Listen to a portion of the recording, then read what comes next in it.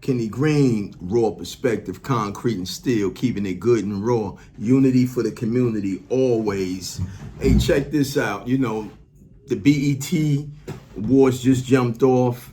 Everybody celebrating. Drewski hosting is jumping off. But did you guys know that BET, which stands for Black Entertainment Television, have no black owners? That's right.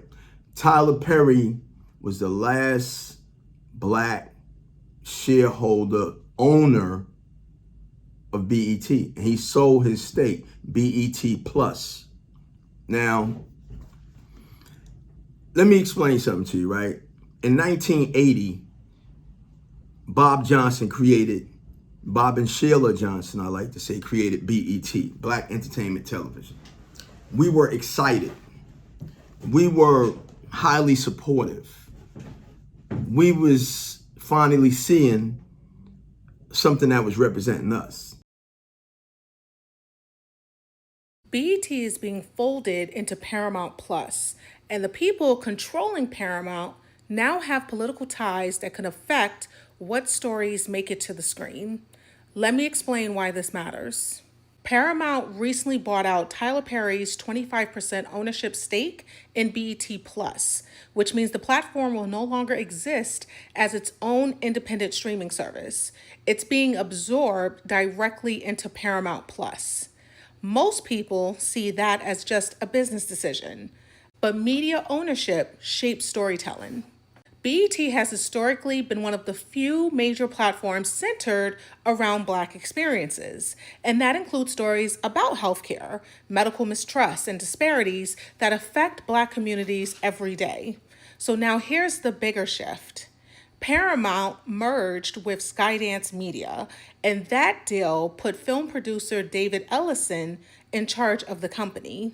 Ellison is politically aligned with this current administration, and federal regulators approved the merger only after Paramount agreed to eliminate internal diversity programs and adopt new editorial oversight policies. That matters because media companies decide which stories get funded. If studios stop prioritizing stories about systemic healthcare disparities, medical racism, or patient experiences in marginalized communities, those stories simply stop reaching mainstream audiences. And when the public stops seeing those realities, it becomes easier to ignore them. As a nurse, I can tell you this, some of the most powerful conversations about healthcare disparities don't start in hospitals or even medical or nursing journals. They start in storytelling, film, television, cultural narratives that help people understand what patients actually experience inside the healthcare system. So when ownership changes in media, it's not just about entertainment. It's about who controls the narratives that shape how society understands health, inequality, and patient care. And in media, the people who own the platform ultimately decide what gets seen. It's important for us to have some type of media ownership, media control, so we can project ourselves in the way that we truly are. Media is about influence, right? And when someone is influential over your views, what you see, how you are represented on the world stage of that media, and you're not being represented properly. Byron Allen, big boy in the media space, owns several companies. He's strong. And he wanted to take some of his work and put it on a major platform. They said, no, we have enough black content. We don't need that. But Byron Allen is somewhat conscious, strong, and he probably wanted to represent us a little different than when he see us being represented. And it went to court, and they denied him.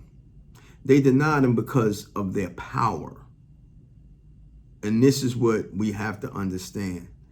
Media is power and influence, and we're not really aware and understanding of that. So when I hear BET is owned and there's no black ownership, to a certain degree, then there's not a whole lot of black say so.